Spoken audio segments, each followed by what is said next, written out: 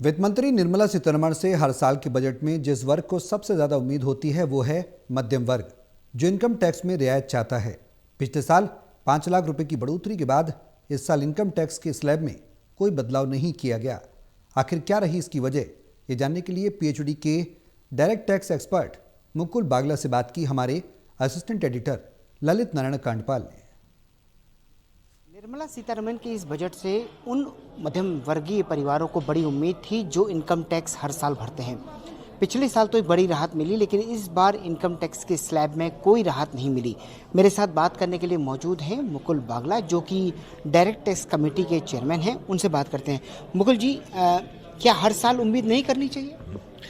उम्मीद पे तो दुनिया कायम है, तो उम्मीद करने में तो कोई दिक्कत नहीं है। बट ऑफ कोर्स आपको ये देखना पड़ेगा कि फाइनेंस मिनिस्टर को एक बैलेंस बजट देना पड़ता है।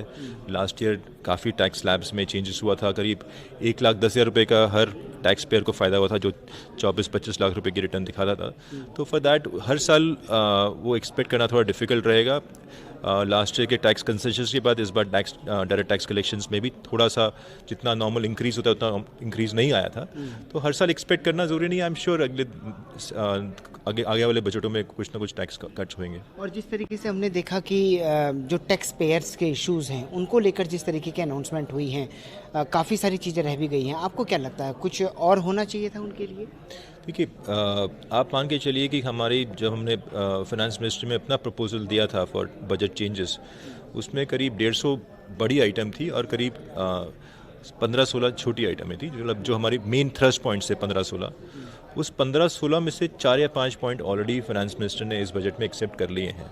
उसमें मैं आपको बताऊं, TCS on foreign travel, TCS on education, उसका रेट कम किया है।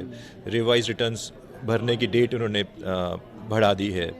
उन्होंने ICDS को रिमूव करने की बात करी है। उन्होंने इनकम टैक्स एक्ट को सिंप्लीफाई करके इनकम टैक्स रूल्स को भी सिंप्लीफाई करने की बात करी है। तो काफ़ी तौर पे बायबैक ऑफ शेयर्स के लिए उन्होंने जो टैक्स प्रपोजल्स थे, टैक्स लॉ को काफ़ी चेंज किया है।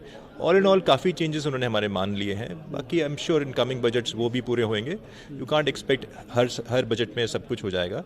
इट्स अ प्रोसेस, तो प्रोसेस धीरे धीरे करके जारी है। EV की बैटरीज, टीवी, फ्रिज वगैरह, इन सब चीज़ों को कुछ राहत दी है सरकार ने। कैसे देख रहे हैं इन सब चीज़ों को आप? इनसे क्या बूस्ट? देखिए, EV इंडस्ट्री ऐसी है जो कि आई थिंक फ्यूचर इंडिया का, और जो पॉल्यूशन लेवल दिल्ली और देश की राजधानी में उसमें है, अल्टीमेटली EV में शिफ्टिंग तो होना ही होना है। So all these steps are very much required. Consumption GST में काफ़ी इन्होंने रेट्स कम भी किए हैं। कंजम्पशन उस वजह से बढ़ भी रहा है, GST कलेक्शन बढ़ भी रही है। तो आई थिंक ये प्रोसेस है जो कि चलता रहेगा। हमसे बातचीत करने के लिए बहुत बहुत शुक्रिया।